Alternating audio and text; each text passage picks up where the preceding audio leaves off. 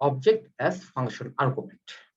তো এখানে আমরা কি কি দেখেছিলাম একটা ক্লাস নেওয়া হয়েছিল, তার ভেতরে দুটো প্রাইভেট ডাটা বা ক্লাস মেম্বার, যেগুলো ইন জেনারেল প্রাইভেট হয়ে থাকে আমি বলেছিলাম। এবং এখানে কনস্ট্রাক্টর ইউজ করা হয়েছে। কয়টা কনস্ট্রাক্টর আছে এখানে? এখানে দুইটা কনস্ট্রাক্টর আছে, ঠিক আছে। একটা হচ্ছে ডিস্টেন্স, যেটা নো আর্গুমেন্ট। নো আর্গুমেন্ট কি করে বুঝবো? যে এর ভেতরে কোনো আর্গুমেন্ট নেই। এবং এটা কনস্ট্রাক্টর বোঝার সুবিধা হচ্ছে, উপায় হচ্ছে যে কনস্ট্রাক্টরের নাম ক্লাসের নামের হুবহু হবে। এই কথাগুলো আমি আগেও বলেছি। আচ্ছা, এটাও একটা কনস্ট্রাক্টর, বাট এটা নো আর্গুমেন্ট নয়, এটা টু আর্গুমেন্ট কনস্ট্রাক্টর। এখানে দেখো দুইটা আর্গুমেন্ট পাস করা হয়েছে, এফটি আইএন। এবং পরবর্তীতে আমরা এই ফিট কে বলে দিচ্ছি যে feet means FT and inch means in, অর্থাৎ এই এফটি এবং ইন যে ভ্যালুগুলো রিসিভ করবে সেগুলো এখানে পাস করা হচ্ছে। হ্যাঁ, তারা এগুলো পাবে।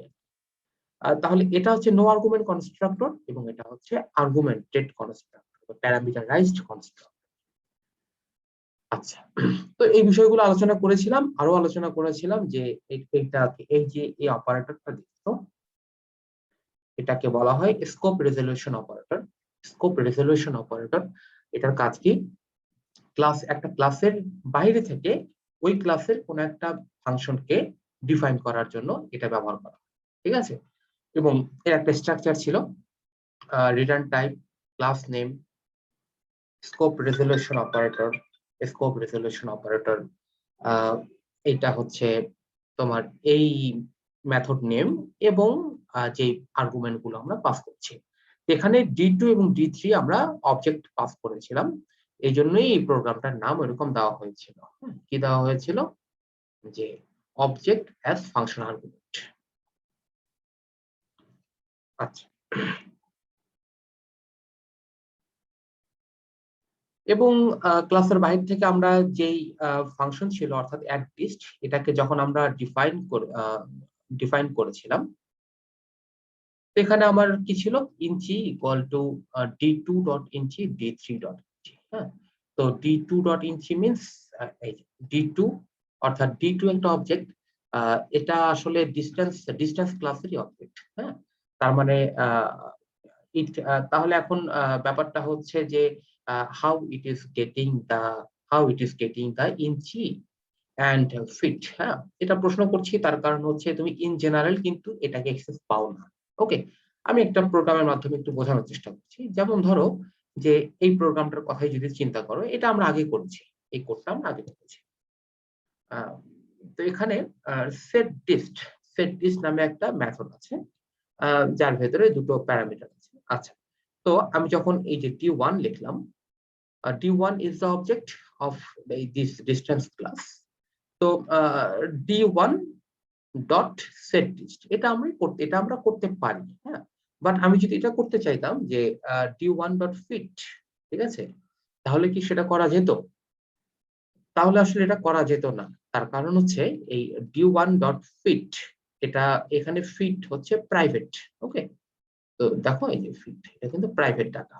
তাহলে এটাকে আমি এভাবে অ্যাক্সেস করতে পারবো না বিধায় আমি এই পাবলিক একটা ফাংশন সেট লিস্ট, এটা সাহায্য নিয়ে এই ভ্যালুটা অ্যাসাইন করেছি একটু।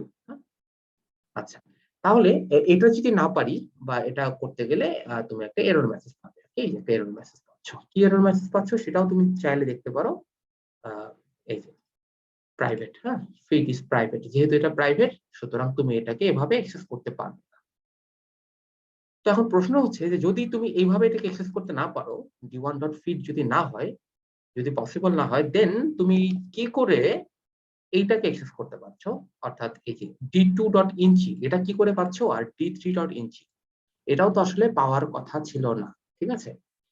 ঘটনা তো একই। এখানে আমি যদি D1.feet বা D1.inchi না পাই, তাহলে এখানে আমি কি করে আসলে D2.inchi এবং D3.inchi পাচ্ছি? হ্যাঁ, এই প্রশ্নের উত্তরটা শিখতে হবে।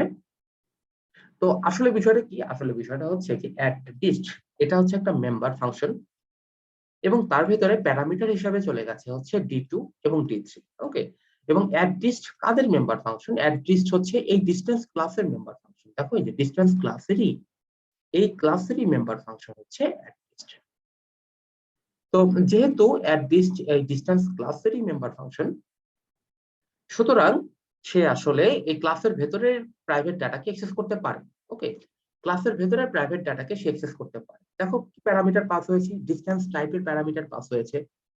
এর ফলে তুমি যখন এই অবজেক্টটা তৈরি করছো D2, যেটা এখানে পাস হচ্ছে, সে এর ভেতরের যে প্রাইভেট ডাটা অর্থাৎ ফিট এবং ইঞ্চি তাদেরকে অ্যাক্সেস করতে পারছে। ঠিক আছে, বাট ইন জেনারেল যদি তুমি মেইন থেকে এরকম করতে চাইতা তাহলে কিন্তু ওই রকমই একটা এরর দেখাতো।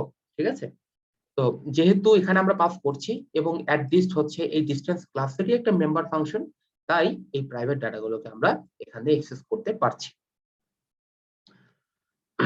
তো এটা একটা টপ পয়েন্ট ছিল। আচ্ছা, তো ইঞ্চি ইকুয়াল টু এইটা, আর তারপরে তো এখানে ক্যালকুলেট করা হলো 12 থেকে বেশি হলে 12 মাইনাস হবে এবং ফিট যোগ হবে আর কি। হ্যাঁ, এই হচ্ছে ব্যাপারটা।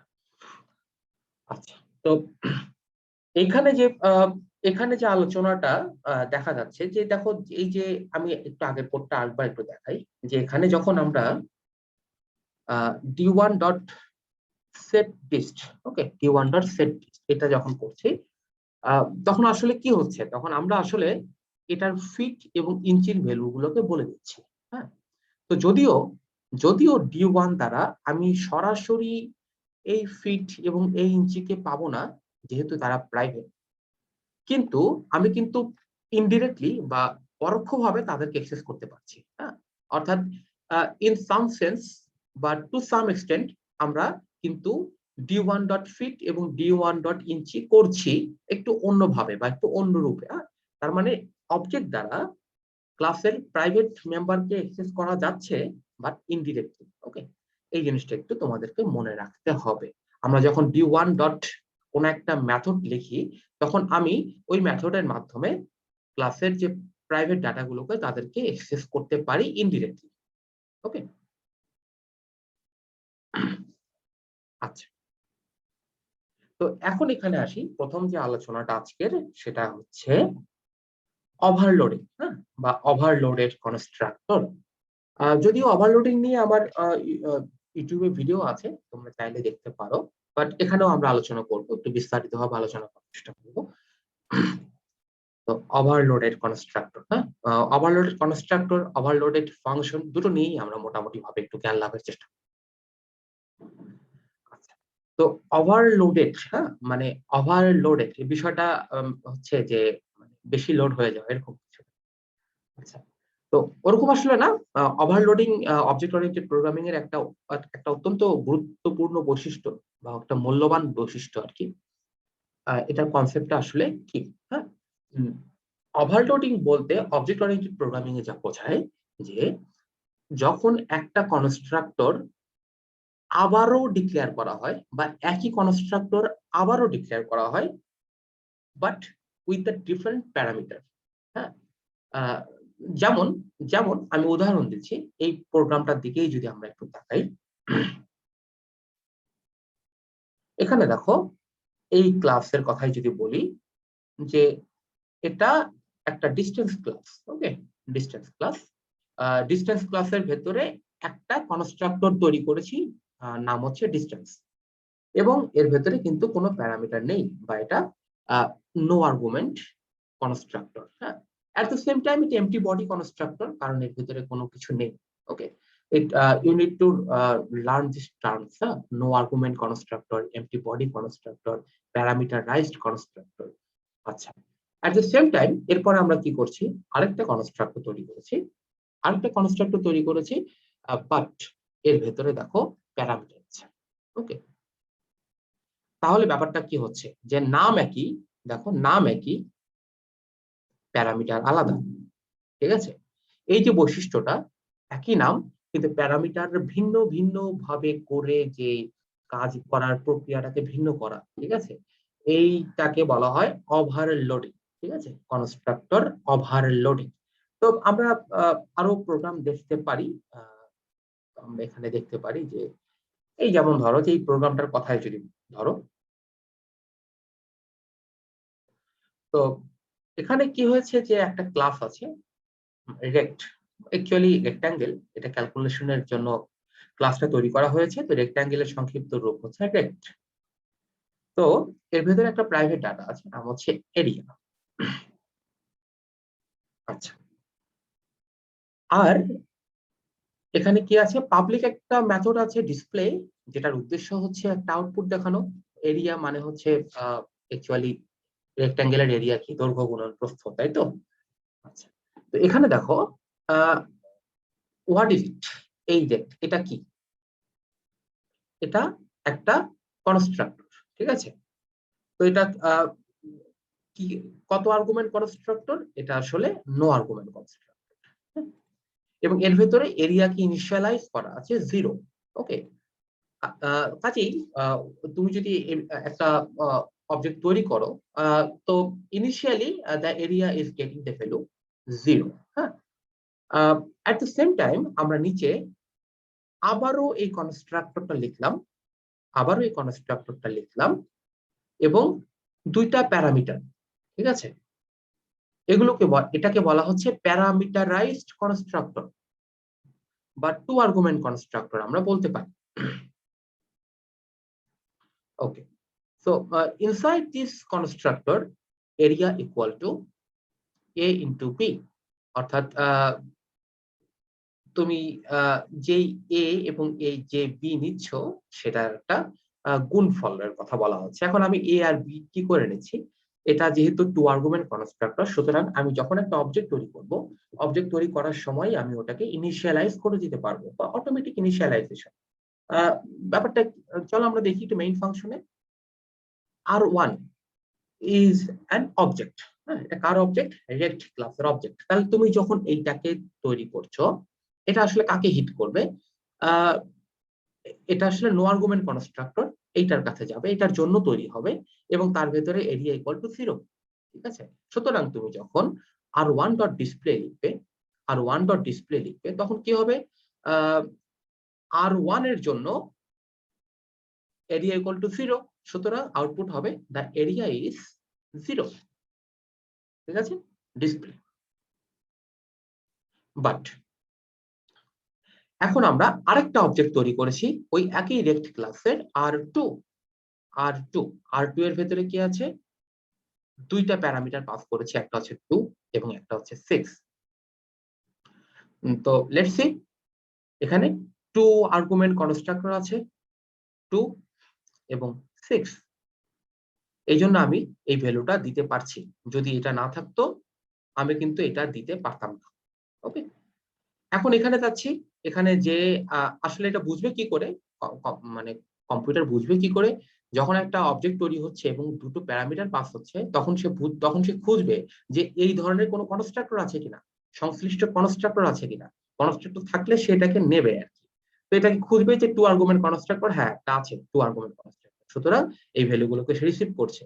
তাহলে এ রিসিভ করছে 2 এবং বি রিসিভ করছে 6। দেন a into b, বা 2 গুণন 6, দিস ইজ ইউর এরিয়া। সুতরাং কি হচ্ছে, তুমি যখন R2 ডট ডিসপ্লে করছো, R2 dot display, the area is 2 into 6 বা 12। তো এই হচ্ছে বিষয়টা। এখানে পসিবলি কোন একটা এরর আছে। আচ্ছা, এটা হচ্ছে তোমার ডট সি তে সেভ হয়েছে, আই নিড টু জাস্ট এটাকে একটু সেভ অ্যাজ করতে হবে আসলে।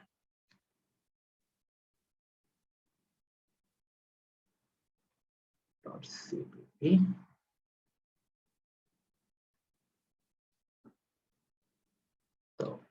So this is your output.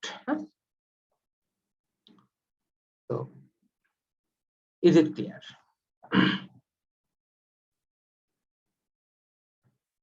তাহলে কনস্ট্রাক্টর ওভারলোডিং দেখলাম, আমাদের এইখানেও কিন্তু কনস্ট্রাক্টর ওভারলোডিং হয়েছে এই কোডটাতে।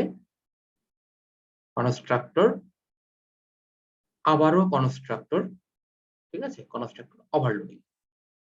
তো শুধু কি কনস্ট্রাক্টর ওভারলোডিং, আমরা কি ফাংশন বা মেথডকে ওভারলোড করতে পারি? হ্যাঁ পারি, অবশ্যই পারি। মেথডকেও বা একটা ফাংশনকেও ওভারলোড করা যায়, ঠিক আছে? এক্ষেত্রে নিয়ম কি, ফাংশনের নাম একই থাকবে কিন্তু প্যারামিটার আলাদা হয়ে যাবে। হ্যাঁ, তো এই আমরা রিলেটেড একটা প্রোগ্রাম দেখতে পারি, এই রিলেটেড একটা প্রোগ্রাম দেখতে পারি। এটা ফাংশন ওভারলোডিং দেখাচ্ছে। তো এখানে দেখো যে প্রিন্ট আই, হ্যাঁ, print I here is integer I, ওকে, অর্থাৎ একটা একটা ফাংশন নাম হচ্ছে প্রিন্ট। তো অনুরূপ ভাবে আবারও একই নামের ফাংশন, একই ফাংশন, বাট প্যারামিটারটা কিন্তু আলাদা, ঠিক আছে? অর্থাৎ আমরা বলতে পারি যেখানে প্রিন্ট ফাংশনটাকে ওভারলোড করা হয়েছে। আবারও একইভাবে একই নামের ফাংশন কিন্তু আবারও প্যারামিটারটা আলাদা, ওকে, অর্থাৎ এখানে আমরা আবারও বলতে পারি যে এখানে প্রিন্ট ফাংশনটাকে আবারও ওভারলোড করা হয়েছে, ঠিক আছে? তো এখন তুমি যদি মেইন থেকে 57, তুমি প্রথমে 57, এটা কম্পিউটার বুঝবে কি করে?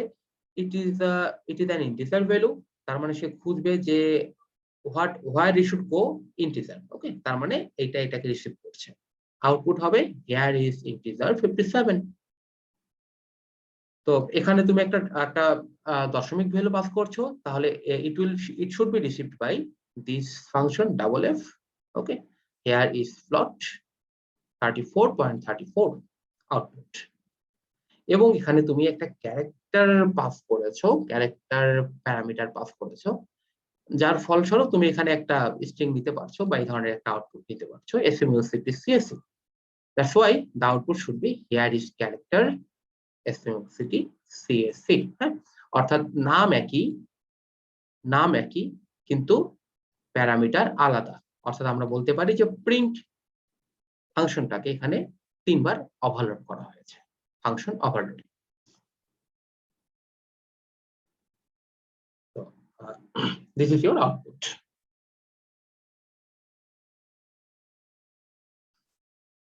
Okay.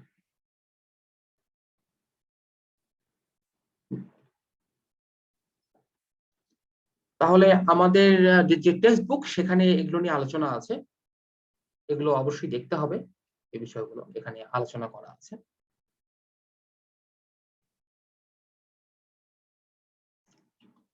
আচ্ছা, এগুলো যদিও আমরা গতদিন দেখেছি। এটা হচ্ছে স্কোপ রেজলিউশন অপারেটর ব্যবহার করে কি করে ক্লাসের ভেতরের একটা ফাংশনকে ক্লাসের বাইরে থেকে ডিফাইন করতে হবে, তার ফর্মুলাটা দিয়ে দেওয়া আছে।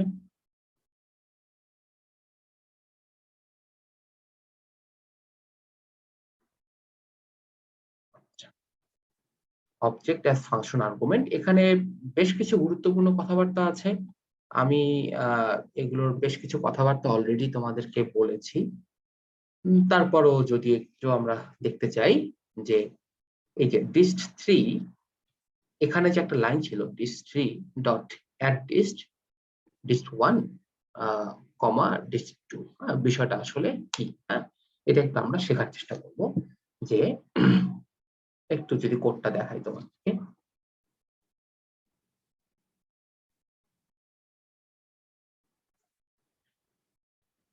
dist3 dot add dist1 dot dist2, অর্থাৎ এখানে dist1 2 3 তিনটি অবজেক্ট, ডিস্টেন্স ক্লাসের অবজেক্ট। dist1 কে আমরা কিবোর্ড থেকে ইনপুট নিচ্ছি, dist2 এর ভ্যালু আমরা বলে দিচ্ছি। এটা আমরা করতে পারছি কারণ এখানে টু আর্গুমেন্ট কনস্ট্রাক্টর আছে, আবার নো আর্গুমেন্ট কনস্ট্রাক্টর আছে, ওকে, আছে কিনা একটু উপরে গেলেই দেখা যাবে যে নো আর্গুমেন্ট কনস্ট্রাক্টর এবং এটা টু আর্গুমেন্ট কনস্ট্রাক্টর, তাছাড়া কিন্তু এগুলো আমরা পারতাম না। তো এখন বিষয়টা হচ্ছে যে dist3 ডট অ্যাড dist, অর্থাৎ এটা কিন্তু মানে একদম সিম্পল, এটা নিয়ে দুশ্চিন্তিত হওয়ার কিছু নেই, কারণ এর আগে আমরা যখন এই কাজটা দেখেছি যে একটু আগে যে কোডটা দেখালাম, অর্থাৎ যে d1 ডট সেট dist, হ্যাঁ, এই প্রথম দিনের কোডটা, এইটা আর এটার মধ্যে কোনো পার্থক্য নেই। এখানেও একটা অবজেক্ট দ্বারা একটা মেথডকে কল করা হয়েছে। এখানেও দেখো এই dist3 অবজেক্ট দ্বারা এই ক্লাসের মেথডকে কল করা হয়েছে, হ্যাঁ।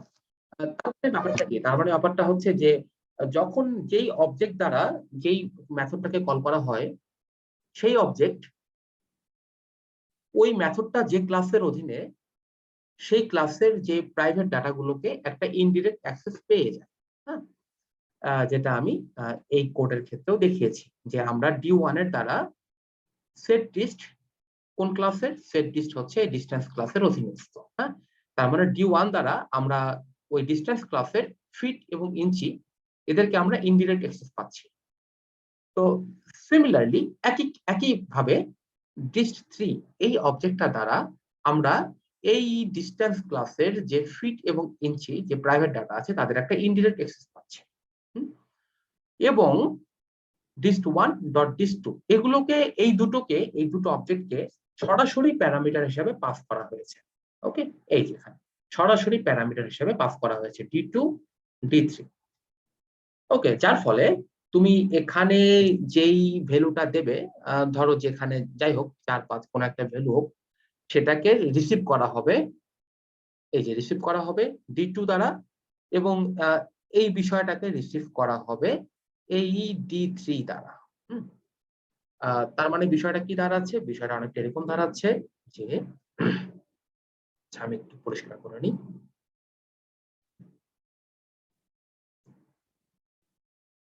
বিষয়টা এরকম দাঁড়াচ্ছে প্রথমত যে dist3 dot inch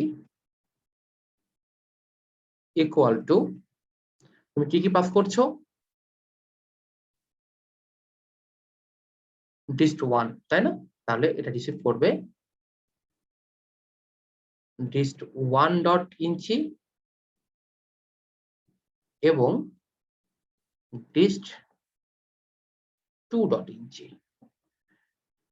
similarly dist3 dot feet equal to dist1 dot feet plus dist2 dot feet. হ্যাঁ, এইভাবে জিনিসটা আসলে এক্সেস হবে। তো এখানে অবশ্য আরেকটু স্পষ্ট করে বলে দিয়েছে যে অ্যাকচুয়ালি এটার উদ্দেশ্য কি, এই জিনিসটার উদ্দেশ্য কি। এই জিনিসটার উদ্দেশ্য হচ্ছে dist3 equal to 1 plus 2। But এটাকে আমরা আসলে এভাবে এই মুহূর্তে লিখতে পারছি না, যদিও এভাবে লিখতে পারলে ভালো হতো। কেন ভালো হতো? কারণ এটা হিউম্যান রিডার।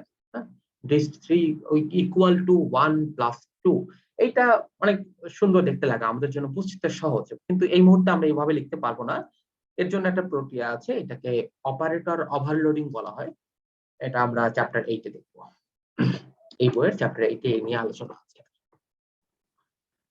তাহলে এই মুহূর্তে এখান থেকে বুঝতে পারলে যে dist3 ইনডিরেক্টলি ওই ডিস্টেন্স ক্লাসের ফিট এবং ইঞ্চিকে অ্যাক্সেস পাচ্ছে, এবং এই dist1 এটাকে রিসিভ করছে এই D2, এই যে D2, এবং এই dist2 এটাকে রিসিভ করছে এই D3। ওকে, আমরা অবজেক্ট দ্বারা তাদের ফিট এবং ইঞ্চিকে রিসিভ করছি। তো এই হচ্ছে এই প্রোগ্রামটার কিছু ইনার বিহেভিয়ার। হ্যাঁ, তো এগুলো সম্পর্কে আলোচনা করা আছে। এই জায়গাটা আমি যা যা বললাম এখানে এগুলো নিয়ে আলোচনা করা আছে। ঠিক আছে, তো ইউ হ্যাভ এ লুক। আশা করি তোমাদের বুঝতে অসুবিধা হয়নি, আর হলে বলতে পারো। এখানে আলোচনা করা আছে এই বিষয়টা নিয়ে। হ্যাঁ,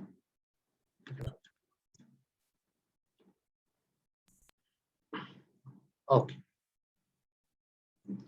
তাহলে এখানে একটা অনেকটা একটু পিকচরিয়াল রূপ দেখানো হয়েছে, তো ছবি দিয়ে। যেহেতু মানুষের মস্তিষ্কে ছবিটা বেশি সময় স্থির থাকে, সেজন্য আর কি কোনো কিছু শেখার জন্য ছবিটাকে ব্যবহার করা হয়, খুব দ্রুত মস্তিষ্ক ক্যাচ করতে পারে। তাহলে এখানে দেখতে পারো যে এখানে কি করেছে, এই যে dist1 ডট ফিট 1 ডট ইঞ্চি, dist2 2 dot fit 2 dot inch. হ্যাঁ, তার জন্য এই প্যারামিটার গুলো আছে। এখন প্রশ্ন হচ্ছে এই dist3 এটা কি করে অ্যাক্সেস হচ্ছে? দেখো dist3 ডট addDist, এখন addDist হচ্ছে ডিস্টেন্স ক্লাসের অধীনে, এবং যেহেতু ডিস্টেন্স ক্লাসের অধীনস্থ, সুতরাং এই dist3 অনেকটা ইনডিরেক্টলি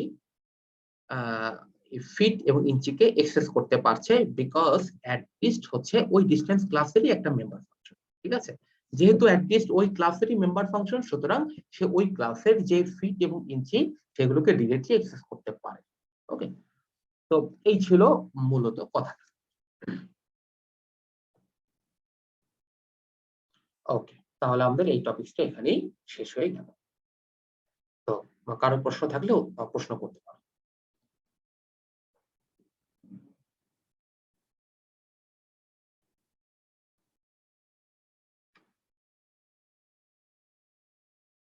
আচ্ছা, তো যেহেতু কারো প্রশ্ন নেই, সুতরাং মনে হচ্ছে সবাই বুঝতে পেরেছে। তো এর পরের টপিকটা হচ্ছে ডিফল্ট কপি কনস্ট্রাক্টর। ওকে, ডিফল্ট কপি।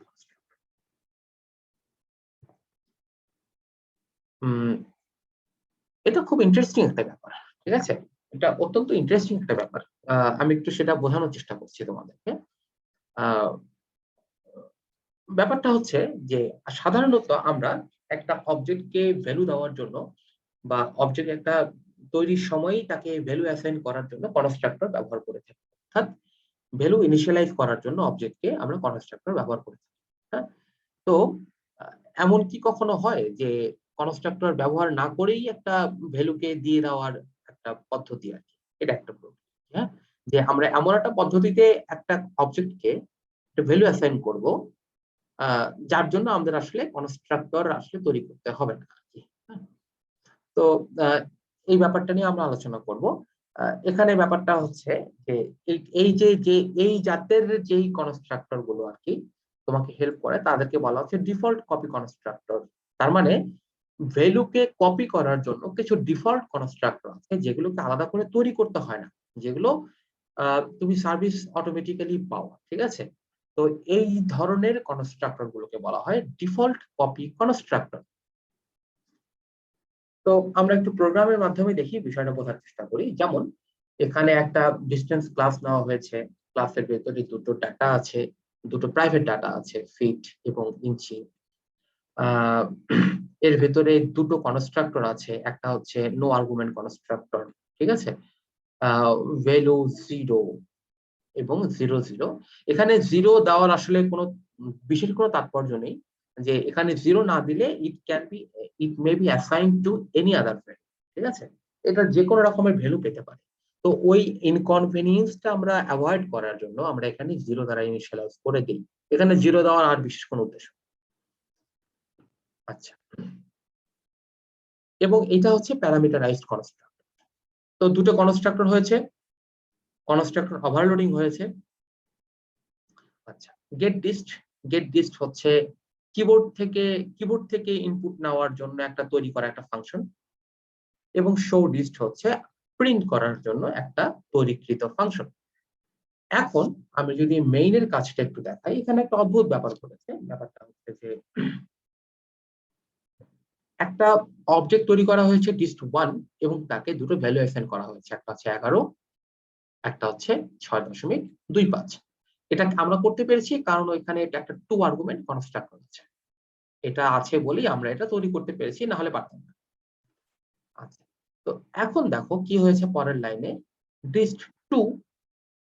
ডিস্ট টু ব্র্যাকেটের ভেতরে ডিস্ট ওয়ান। এইটা আবার কি? এইটা যে আমরা করলাম, এইটা কি কম্পাইলার নেবে? কারণ এই ধরনের একটা ওয়ান আর্গুমেন্ট কনস্ট্রাক্টর তো আমার এখানে নাই। হ্যাঁ, কারণ আমরা জানি যে এই ধরনের কোন একটা ভ্যালু দেওয়ার জন্য আমার একটা কনস্ট্রাক্টর লাগে। তো এখানে একটা টু আর্গুমেন্ট কনস্ট্রাক্টর আছে, যার ফলে আমি এই 11 এবং 6.25 ভ্যালু গুলো দিতে পারছি। কিন্তু এইখানে তো একটা ওয়ান আর্গুমেন্ট দিয়েছি, হোয়ারাস আমার এখানে কোনো ওয়ান আর্গুমেন্ট কনস্ট্রাক্টর নেই, নো ওয়ান আর্গুমেন্ট কনস্ট্রাক্টর। তাহলে এইটা কি ভুল দেখাবে নাকি কম্পাইলার বলবে যে না ঠিকই আছে, নিতে পারবে? হ্যাঁ, এটা হচ্ছে প্রশ্ন। তো সারপ্রাইজিংলি, মানে খুব আশ্চর্যজনক ভাবে আহ, তোমার এইটার জন্য আসলে আর কোন রকমের কনস্ট্রাক্টর তৈরি করা লাগবে না। ওকে, এটা অটোমেটিক্যালি নিয়ে নেবে আর কি। হ্যাঁ, এই ধরনের কনস্ট্রাক্টর গুলোকে ডিফল্ট কপি কনস্ট্রাক্টর বলা হয়। Y copy? কপি মানে হচ্ছে যে ডিস্ট ওয়ান এর যে ভ্যালু গুলো, এগুলো ডিস্ট টু তে আমরা কপি করছি। হ্যাঁ, অর্থাৎ এই যে ফিট এবং ইঞ্চি, এগুলো ডিস্ট ওয়ান এর ভ্যালু। তো এগুলোকে আমরা ডিস্ট টু তে কপি করছি। যেহেতু আমরা একটা অবজেক্টের ভ্যালু আর একটা অবজেক্টে কপি করছি, সেই জন্য এটাকে কপি কনস্ট্রাক্টর বলা হয়। এবং যেহেতু এটাকে অ্যাসাইন করতে নতুন করে ডিক্লেয়ার করা লাগে না, সুতরাং এটা ডিফল্ট কপি কনস্ট্রাক্টর। ওকে, নামের সাথে মানে নামের সাথে কাজের মিল আছে, আর নামের সার্থকতাটা আমাদেরকে একটু বুঝে বুঝে করতে হবে আসলে। আচ্ছা, তো এই হচ্ছে ব্যাপার। আরো একটা ব্যাপার আছে, আরো একটা প্রক্রিয়া, আরো একটা প্রক্রিয়া এই কপি করার বা একটা অবজেক্টের ভ্যালু আরেকটা অবজেক্টে কপি করার আরো একটা প্রক্রিয়া, সেটা হচ্ছে এইটা dist3 equal to dist1। এইটাও একটা প্রক্রিয়া, এর মাধ্যমে কি হয়, dist1 এর যে ভ্যালু গুলো আছে সেটা dist3 তে আসলে কপি হয়ে যায়। ওকে, তো এবং এটার জন্য সারপ্রাইজিংলি আমাদের আসলে কোনো কনস্ট্রাক্টর আলাদা করে তৈরি করা লাগে না, এই জন্য এগুলোকে ডিফল্ট কপি কনস্ট্রাক্টর বলা হয়ে থাকে। ওকে, তো এই টপিকটার নাম ছিল ডিফল্ট কপি কনস্ট্রাক্টর। বুঝতে অসুবিধা হলে বা কোনো প্রশ্ন থাকলে you may ask me question. এবং তারপরে এটাকে প্রিন্ট করা হয়েছে dist1 dot show dist. Okay, show dist কি, ফিট। ফিট ধরো যে প্রথমটার জন্য আসবে 11 ফিট 6.25 ইঞ্চি, তারপরেরটার জন্য কিছু একটা আসবে, হ্যাঁ, তারপরটার জন্য একই আসবে, কারণ হচ্ছে আমরা দেখো এই যে 11 এবং 6.25 কেই আসলে এখানেই কপি করছি, এবং তা আবারও এই 11.65 কেই এখানেই কপি করছি। তার মানে ফর দ্য 3 টাইমস, তিনবারই আমি আসলে একই ভ্যালু পাবো, যেহেতু আমি একটার ভ্যালু আরেকটাই কপি করছি। ওকে, তো you should run the program and see whether it is correct or not। তো এখানে আউটপুট দেওয়া আছে যে dist1 2 3 তিনটার জন্যই আমার একই রেজাল্ট বা একই বিষয় আসছে। কেন আসছে, কারণ হচ্ছে আমি একটার ভ্যালু আরেকটাতে কপি করছি, এবং এর জন্য আমার অতিরিক্ত কোনো কনস্ট্রাক্টর দরকার পড়ছে না। That's why it is called default copy constructor.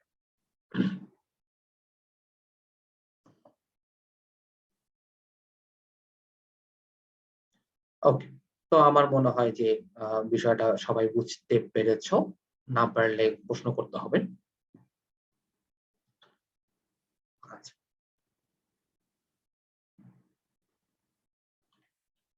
তাহলে আমরা নেক্সট টপিকসে চলে যাই। হ্যাঁ, অত্যন্ত গুরুত্বপূর্ণ একটা টপিক আলোচনা শুরু করবো এখন, সেটা হচ্ছে রিটার্নিং অবজেক্টস ফ্রম ফাংশন। একটা ফাংশন থেকে কোনো একটা অবজেক্টকে রিটার্ন করব, এবং সেই অবজেক্টটাকে নিয়েই আমরা কোনো একটা আউটপুট শো করার চেষ্টা করব। হ্যাঁ, তো প্রক্রিয়াটা একটু আপাত দৃষ্টিতে একটু জটিল লাগতে পারে, কিন্তু আমরা যখন অ্যানালাইসিসটা করব তখন এতটা কঠিন মনে হবে না। হ্যাঁ, মূলত এর আগের যে কোডটা আমরা আলোচনা করলাম ওটারই একটা সিকোয়েন্স ধরে এই কোডটা নিয়ে আলোচনা হয়েছে আর কি। তো শেখা যাক।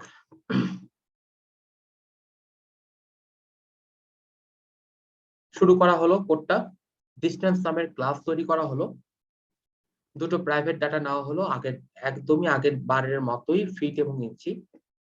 একটা নো আর্গুমেন্ট কনস্ট্রাক্টর তৈরি করা হলো, একটা টু আর্গুমেন্ট কনস্ট্রাক্টর তৈরি করা হলো, কিবোর্ড থেকে ইনপুট নেওয়ার ফাংশন, প্রিন্ট করার ফাংশন, অ্যাড ডিস্ট নামে একটা মেথড তৈরি করা হয়েছে, কিন্তু এখানে ওটাকে ডিফাইন করা হয়নি, শুধুমাত্র একটা প্যারামিটার, মানে একটা প্যারামিটার দিয়ে দাও, প্যারামিটার আসলে দেওয়া হয়নি, এখানে বলা হয়েছে যে প্যারামিটারটা কি টাইপের প্যারামিটার হবে সেটা বলা হয়েছে, এবং জাস্ট মানে ডিক্লেয়ার করা হয়েছে বিষয়টা, মানে জাস্ট ফাংশনটাকে ডিক্লেয়ার করা। বাট খেয়াল করে দেখো গতবারের কোডের সাথে এবারের কোডের পার্থক্যটা হচ্ছে, গতবারে এখানে কিন্তু দুইটা প্যারামিটার ছিল, ডিস্টেন্স কমা ডিস্টেন্স ছিল, বাট এবার কিন্তু একটা। ওকে, এখন ব্যাপারটা যদি এমন হয়, যদি একটা হয় তাহলে আমি যোগ করব কিভাবে, বা আমার তো আসলে দুইটাকে যোগ করে তৃতীয়টাতে রাখতে হবে, d3 equal to d1 plus d2। হ্যাঁ, এখানে আগে তো মানলাম যে দুটো অবজেক্ট ছিল, যে আমার d2 কেও নিছে d3 কেও নিছে, বাট এবার তো একটা অবজেক্ট, হ্যাঁ, মানে একটা প্যারামিটার পাস হচ্ছে আর কি। তাহলে সে আমার কি করে d2 এবং d3 কে নিয়ে যোগ করে মানে d3 তে কি করে রাখবে, d1 আর d2 কে যোগ করে। তো এইটার জন্য আমাদের একটা অতিরিক্ত একটা অবজেক্টের সাহায্যের দরকার, সেটা আমরা আলোচনা করব। তো ক্লাসটা শেষ, হ্যাঁ, ক্লাসটা শেষ। তো এইবার আমি ক্লাসের বাইরে থেকে এই অ্যাডডিস্ট এই ফাংশনটাকে আমি একটু ডিফাইন করব, এবং ক্লাসের বাইরে থেকে ওই ফাংশনকে ডিফাইন করার জন্য আমার একটা অপারেটর দরকার, সেই অপারেটরটার নাম হচ্ছে স্কোপ রেজলিউশন অপারেটর, এখানে দিয়ে দেওয়া আছে।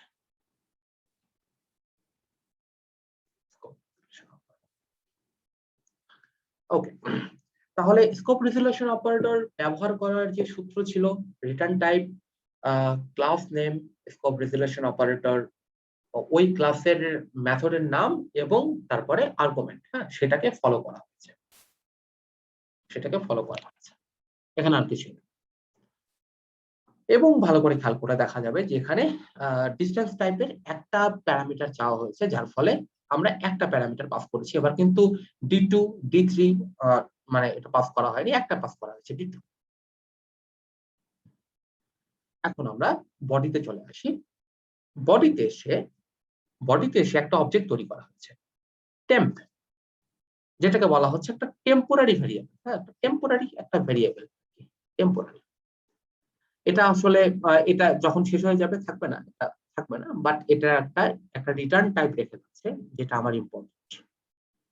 আচ্ছা, একটা রিটার্ন ভ্যালু রেখে যাবে এই টেম্প ভেরিয়েবলটা। বিষয়টা কি হবে যে temp dot inch equal to inch plus D2 dot inch এবং temp dot feet equal to feet plus D2 dot feet. হ্যাঁ, এখানে প্লাস ইকুয়াল টু আছে কারণ এখান থেকে যদি কিছু অ্যাড হয় সেটাকেও অ্যাড করছি আর কি। তো এখানে এটা বুঝতে হবে যে এর আগের বার যে D2 ডট ইঞ্চি এবং সরি D1 ডট ইঞ্চি এবং D1 dot feet, D2 dot inch D2 dot feet ছিল, বাট এইবারে এটা নেই কেন, এটা এরকম কেন, শুধুমাত্র এটাই এরকম কেন, আর এইটাই এরকম কেন? হ্যাঁ, এই প্রশ্নগুলোর উত্তর আসলে খুঁজতে হবে এইবার আর কি। তো এই যে এই মেথডটার কথা আমি বলছি, এই যে অ্যাডলিস্ট, এটা আসলে কি রিটার্ন করছে? এটা রিটার্ন করছে আসলে টেম্পের ভ্যালু। ওকে, টেম্পের ভ্যালু মানে হচ্ছে টেম্প ডট ফিট এবং টেম্প ডট ইঞ্চি দুটো কি, ঠিক আছে? টেম্পের ভ্যালু কিন্তু মানে দুটোই বোঝাচ্ছে, ডট ফিট ডট ইঞ্চি দুটোই বোঝাচ্ছে। আচ্ছা, তো আমরা একটু বোঝার চেষ্টা করি যে বিষয়টা আসলে কি হয়েছে। একটু মেইনে চলে যাই।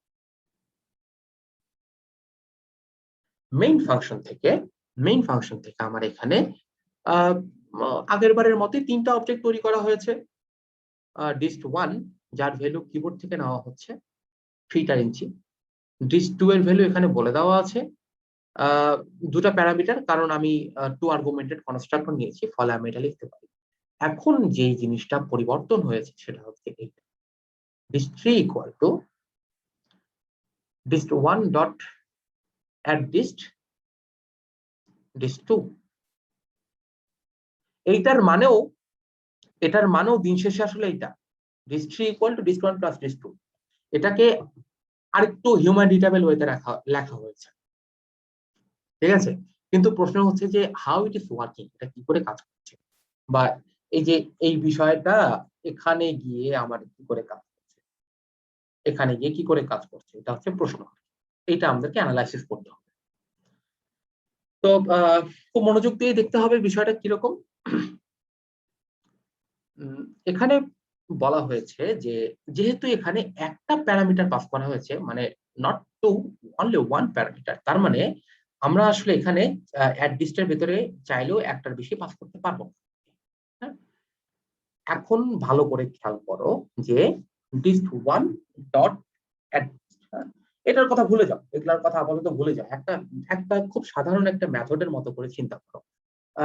এই যে এই প্রোগ্রামটার কথাই চিন্তা করো যে d1 ডট সেট লিস্ট। হ্যাঁ, তো এটা কি হয়েছে যে আমরা যখন d1 ডট সেট লিস্ট করি তখন আমরা ওইটার প্রাইভেট ডাটাগুলোকে ডট ফিট ডট ইঞ্চি কে আমরা ইন্ডিরেক্টলি অ্যাক্সেস করতে পারছি, তাই না?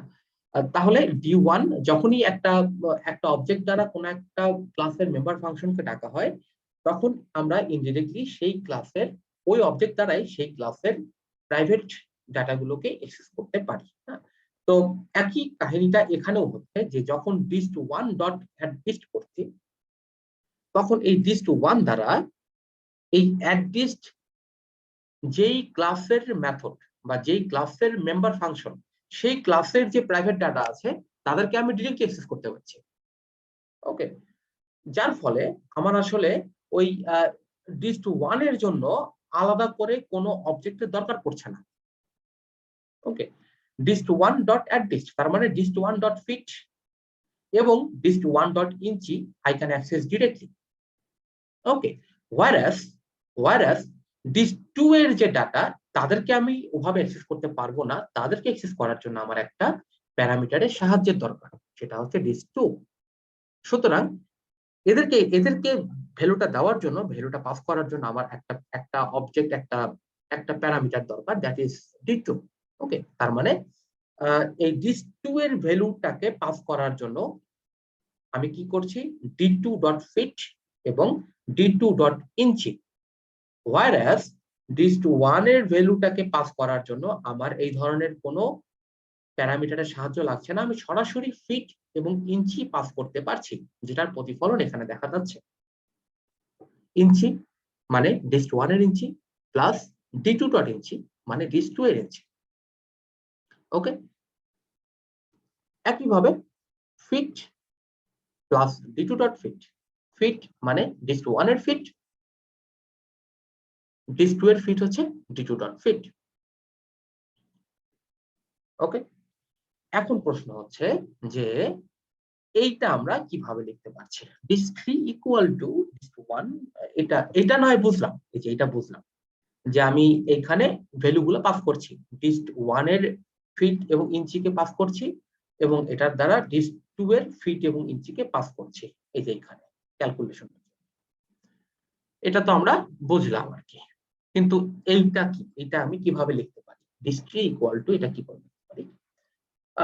মনে রাখবে যে যখনই আমরা একটা মেথডের ভ্যালুকে কোথাও কোনো একটা ভেরিয়েবল অ্যাসাইন করতে চাই, তখন আসলে কোন ভ্যালুটা আমরা পাই, ওই মেথডটা ফাইনালি যেটা রিটার্ন করে। হ্যাঁ, তার মানে ব্যাপারটা হচ্ছে খুব সহজভাবে যদি বলি, আমি যদি লিখি যে x ইকুয়াল টু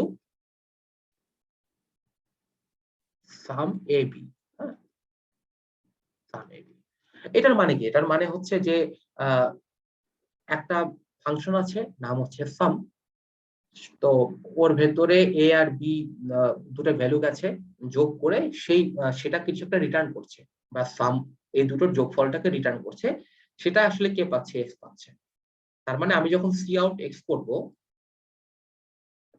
আমি আসলে কি রিটার্ন কি কি প্রিন্ট করছি, এই যে এইটা যা রিটার্ন করছে, যে যোগফলটা রিটার্ন করছে সেটাকে আমি প্রিন্ট করছি। তো একই কাহিনী এখানে হয়েছে যে dis3 আসলে কি পাবে, যেটা এই যে এটা রিটার্ন করবে, এটা যা রিটার্ন করবে dis3 আসলে সেটাই পাবে। হ্যাঁ, এখন আমরা দেখি যে এই অ্যাড ডিস্ট এই মেথডটা আসলে কি রিটার্ন করছে। চলে যাই, মেথডটা আসলে রিটার্ন করছে টেম্প, এটাকে রিটার্ন করছে, টেম্পকে রিটার্ন করছে। ওকে, তো টেম্প মানে আসলে কি, টেম্প এখানে একটা টেম্পোরারি ভেরিয়েবল, যেটা যেটা এই অ্যাড ডিস্ট এই মেথডেরই অধীনে। সুতরাং সে আসলে যেহেতু ডিস্টেন্স ক্লাসেরই অধীনে এই মেথডটা, সুতরাং সে এখান থেকেই ফিট এবং ইঞ্চি এই ডাটাগুলোকে অ্যাক্সেস করতে পারবে, ক্লাসের অধীনস্থ, একই ক্লাসের অধীনস্থ, ফলে প্রাইভেট ডাটাগুলোকে অ্যাক্সেস করতে পারবে। হ্যাঁ, দ্যাট মিনস temp.inchi এবং temp.fit is legal for this method. হ্যাঁ, এবং দিন শেষে রিটার্ন করছে টেম্প, অর্থাৎ আমরা যখন এইরকম লিখছি d3 এই ভ্যালুটা, তখন d3 আসলে পাবে হচ্ছে টেম্প ভ্যালু। হ্যাঁ, অর্থাৎ সে একবার পাচ্ছে, প্রথমবার পাচ্ছে temp.fit, সরি temp.inchi, আরেকবার সে পাচ্ছে temp.fit। তার মানে আলটিমেটলি বিষয়টা দাঁড়াচ্ছে হচ্ছে dist3.inchi জন্য একবার dist1.inchi প্লাস dist2.inchi, এবং আবার dist3.fit এর জন্য dist1.fit প্লাস dist2.fit। হ্যাঁ, তো এই পুরো প্রক্রিয়াটা এই লাইনের মাধ্যমে কভার করা হয়েছে, যেটাকে আমি একটু ব্যাখ্যা করার চেষ্টা করলাম। বুঝতে অসুবিধা হলে বলতে হবে।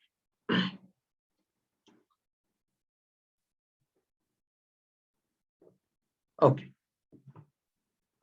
তারপরে আসলে আর কিছুই না, তারপরে dist1.showDist, dist2.showDist, dist3.showDist, এই তো।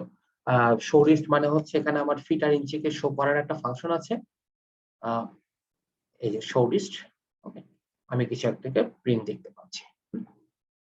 তো it is better to run this course, এগুলোকে যত বেশি প্র্যাকটিস করা হবে, রান করা হবে, আন্ডারস্ট্যান্ডিংটা আরো বেশি বেটার হবে। হ্যাঁ, তো এই বিষয়গুলো এখানে নিচে আলোচনা করা হয়েছে। আহ, যদি আরো বেশি বুঝতে চাও তাহলে অবশ্যই এগুলো পড়তে হবে, এগুলো সম্পর্কে আরো নলেজ গ্যাদার করতে হবে। হুম, এই তো এখানে আমি যা যা বললাম এখানে এগুলো সবই আলোচনা করা হয়েছে। হ্যাঁ, শুধু একটু কষ্ট করে পড়তে হবে, মনোযোগ দিয়ে পড়তে হবে।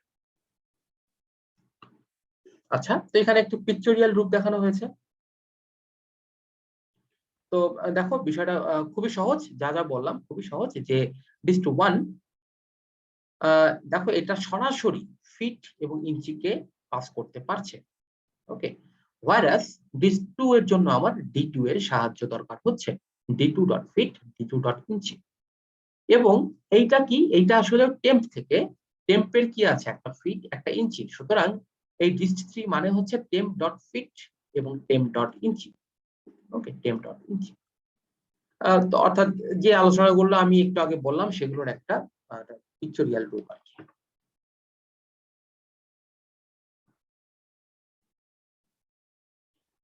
ওকে, তো card game example, card game example. তো কার্ড গেম এক্সাম্পলটা আজকে আলোচনা করছি। So far you know the card game example. একজন ম্যাজিশিয়ান কি করে, তিনটা কার্ড নিয়ে সলভ করে, তারপরে বলে যে কোন কার্ডটা, ওই কার্ড, অমুক কার্ডটা কোথায় আছে সেটা খুঁজে বের করে। হ্যাঁ, এটাই তো কার্ড গেমস এক্সাম্পল। তো এই কাজটা আমরা এবার করব using object, using constructor, using method, যেটা আমরা এর আগে আসলে করি নাই। ঠিক আছে, তো লেটস সি। তো একটা এনুমারেশনের মাধ্যমে স্যুট নেওয়া হয়েছে। আহ, চার ধরনের ক্লাব আছে, চার ধরনের কার্ড আছে, আগেই বলেছি যে ক্লাব, ডায়মন্ড, হার্ট, স্পেড। এবং যেহেতু এনুমারেশনের মাধ্যমে তার মানে 0, 1, 2, 3, হ্যাঁ, এইভাবে জিনিসটা আগাবে, ইনক্রিজ হবে।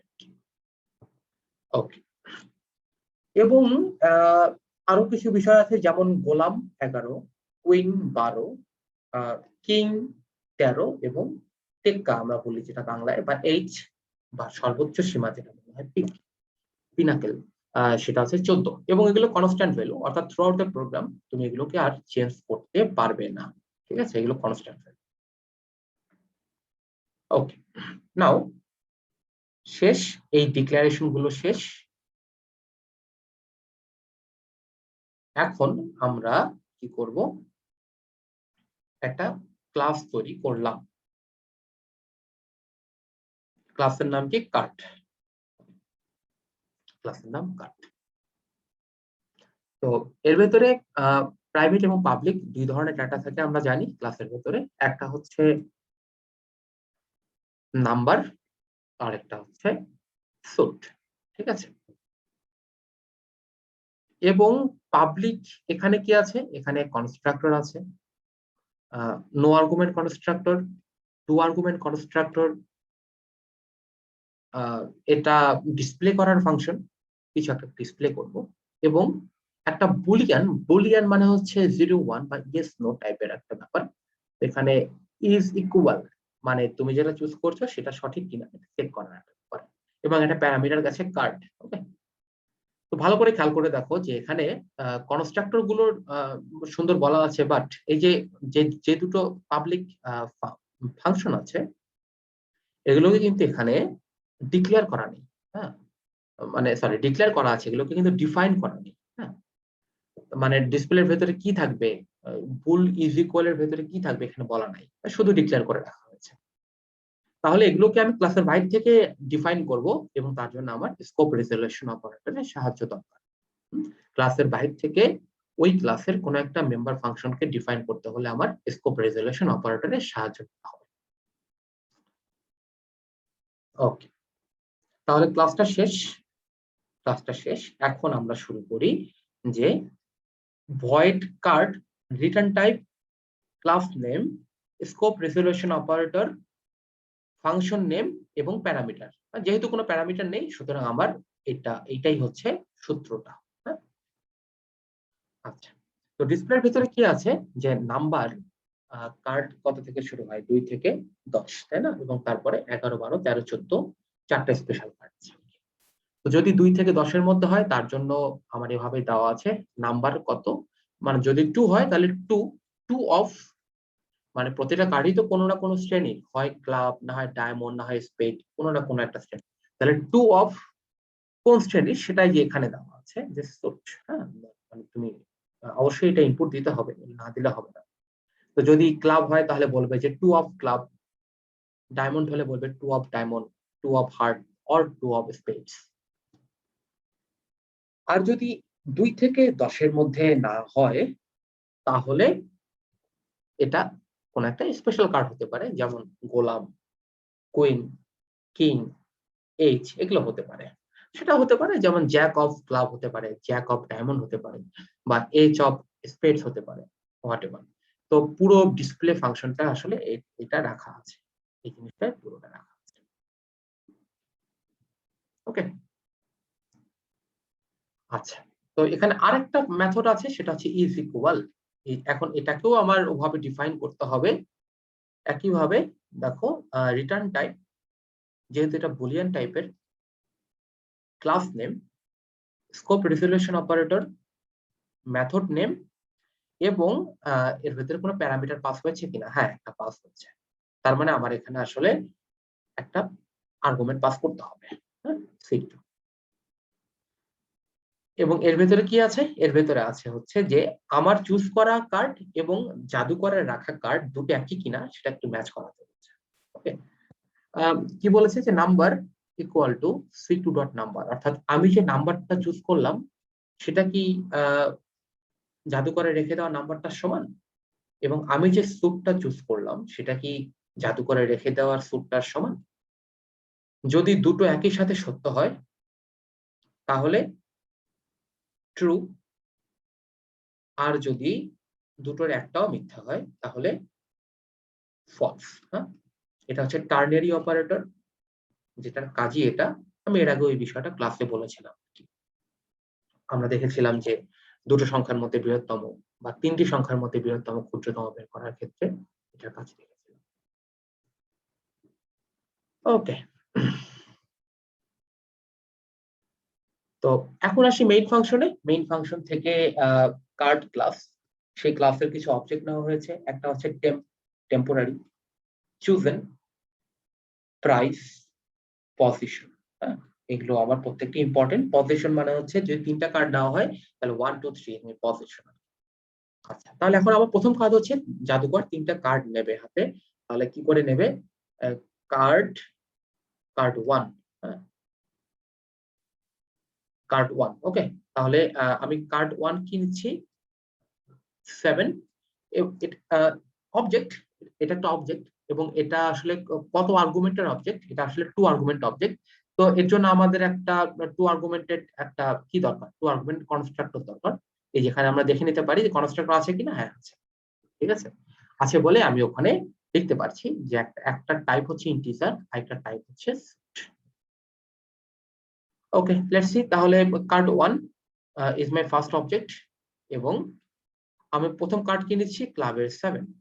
তাহলে আউটপুটটা কি হবে, card 1 is the card 1 dot display, অর্থাৎ এই 7 এবং এই ক্লাব চলে যাবে হচ্ছে ডিসপ্লে মেথডে। ওকে, ডিসপ্লে মেথডে যে দেখবে যে ডিসপ্লে মেথডে যে দেখবে যে নাম্বার। ওকে, তাহলে নাম্বার 7 অফ, 7 অফ, তারপর কি ক্লাব, না 7 অফ ক্লাব। এভাবে তোমার একটা আউটপুট আসবে, প্রিন্ট আসবে। ওকে, তারপরে ভাবে সেকেন্ড কার্ডটা নেওয়া হয়েছে যে জ্যাক অফ হার্ট এবং এইচ অফ স্পেডস। হ্যাঁ, তিনটা কার্ড নেওয়া হয়েছে এবং তাদেরকে ডিসপ্লে করা হয়েছে। ওকে, জাদুকর 3 নাম্বার কার্ডটাকে খুঁজতে বলবে, সে 3 নাম্বার কার্ডটাকে কোন একটা জায়গায় রেখে দিয়েছে। হ্যাঁ?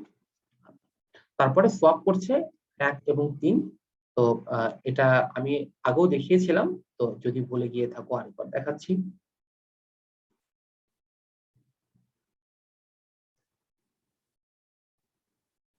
আচ্ছা, তো কার্ড 1 এবং 3, হ্যাঁ, 1, 2, 3 তিনটা কার্ড নিয়েছে। তো তার প্রথমবার সোয়াপ করছে কে 1 এবং 3 কে, হ্যাঁ, তার মানে 3 এখানে আসবে, 2টা 2 এর জায়গায় থাকবে, 1টা এখানে যাবে।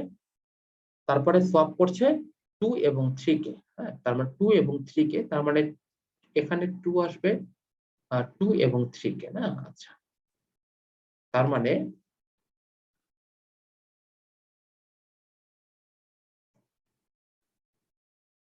2 এবং 3 কে, তার মানে এখানে এটা আসবে, এখানে এটা যাবে, এবং একদম শেষে সোয়াপ করছে কাকে 1 এবং 2 কে, তার মানে 1 এবং 2, তার মানে এখানে 1 আসবে, এখানে 3 আসবে। তাহলে আমরা খুঁজতে বলেছিলাম কার্ড 3, এই যে কার্ড 3, সেটার অবস্থান আগে ছিল 3 নম্বরে, কিন্তু 3 বার সোয়াপ করার পরে সেটার অবস্থান কোথায় এসে দাঁড়ালো, সেটার অবস্থান এসে দাঁড়ালো 2 নম্বরে। ওকে, তাহলে যদি তুমি 2 চুজ করো, then you are winner or you are loser. But এক্ষেত্রে কিন্তু আমার শুধু 3 দেখলেই হবে না, আমার এখানে দুটো বিষয় আছে, একটা হচ্ছে নাম্বার, একটা হচ্ছে স্যুট, দুটোই চেক করতে হবে। অর্থাৎ এই 3 পজিশনের নাম্বার এবং 3 পজিশনের স্যুট দুটোই আসলে আমার মেলে কিনা এটা চেক করতে হবে আর কি। আচ্ছা, তারপরে it's up to you, you need to choose your position 1 2 3, display position either 1 or 2 or 3। যদি 1 হয় ইউ হ্যাভ চুজেন কার্ড 1, যদি 2 হয় কার্ড 2, কার্ড 3।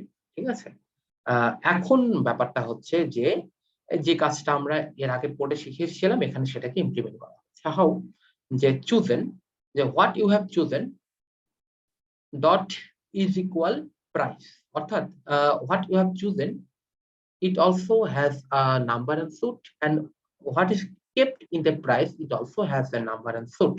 এখন ব্যাপারটা হচ্ছে তুমি যদি একটি is equal ফাংশনটার দিকে একটু তাকাও উপরের দিকে,